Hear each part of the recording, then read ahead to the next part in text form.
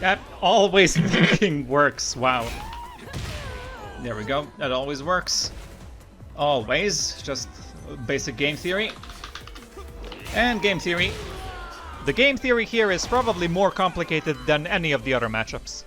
I throw that term out a lot, don't I? But what does it mean and why am I invoking it? Well, it's like this. In simplest terms, game theory is a branch of mathematics that studies how participants interact with each other when their actions affect each other's outcomes. There's a lot of logic and psychology here, and math, naturally. It's very useful in life even, and I definitely recommend learning about it a bit. But I think it's also obvious how this applies to games, and Tekken by extension. I mean, we're in competition with each other and our button presses affect each other in the most direct way possible.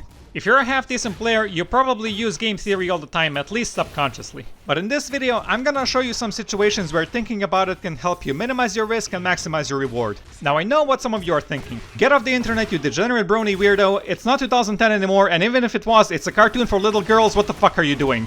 And that is a good point and well made, however. But those of you with a higher tolerance for cringe are probably thinking, boss, I've seen you play. You constantly drop your combos, miss your punishes, and fumble your inputs. How could you possibly teach me anything about Tekken? Well, that's kind of proving that I can, doesn't it? I mean, if I suck so hard and make all those mistakes, there had to be something about my game plan that gave me a straight path to Tekken King so far. So, enough of the preamble. The situation I'll be using for this example is one I showed at the beginning of the video. And this is basically always useful, from low and mid ranks to even high ranks.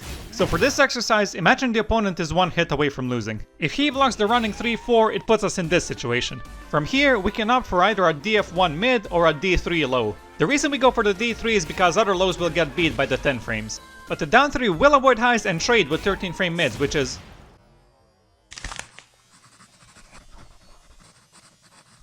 But if they happen to have a 12 frame mid, it will beat it.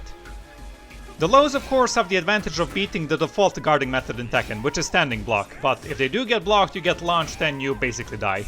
But if we go for the 13 frame down forward 1 mid and they block it, we're only at -1. It beats crouching and slow moves and trades with jabs and dig jabs, but considering they're on 1 HP, this wins us the round. It also catches sidestep right, but will lose to sidestep left. Unless they have some illegally evasive bullshit, they can't even go under this. But of course, punch parries will shut this down, which is perfectly fair. So let's lay this out in a chart and try to analyze it through the lens of game theory. Going for the DF1 has a lot of favorable outcomes for us. And even in the outcome where they block it, despite being basically neutral on paper, we are practically at an advantage here, because it's harder for them to defend since we have the momentum and threaten further mix-ups and evasion. The low does have plenty of good outcomes and covers some options that beat DF1, but the trade-off is, if he guesses correctly, we basically die. It's a lot riskier. For the moment, let's ignore mind games and conditioning and pretend these options are random. We have a significantly higher chance to win with this path if the opponent chooses from these reasonable options, and even more so if they add some unreasonable options. The low path does have a similar chance to win, but it also carries a significantly higher risk, and at this point in the round, there's little need to take such a gamble.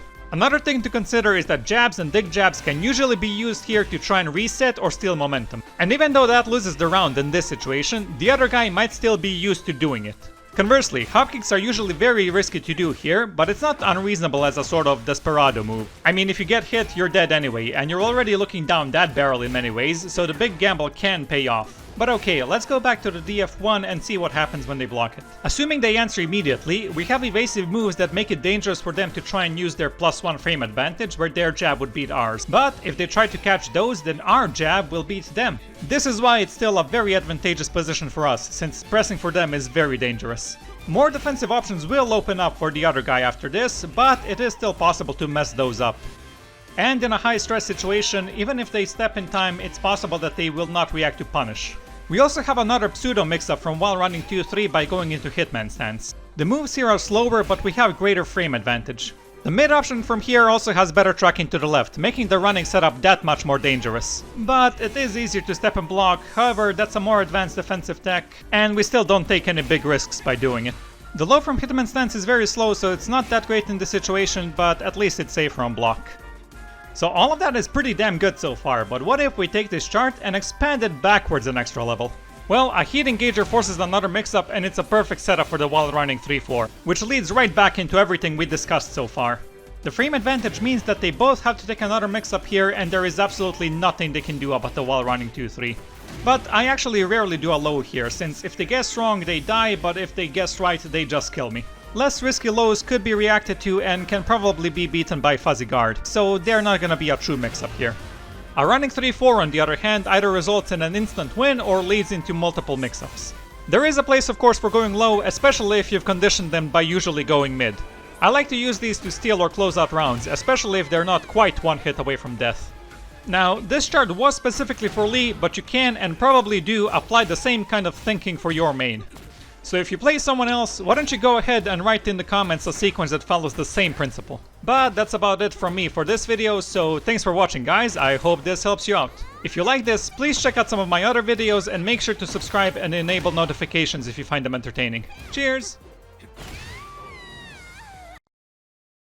Less risky rolls can be...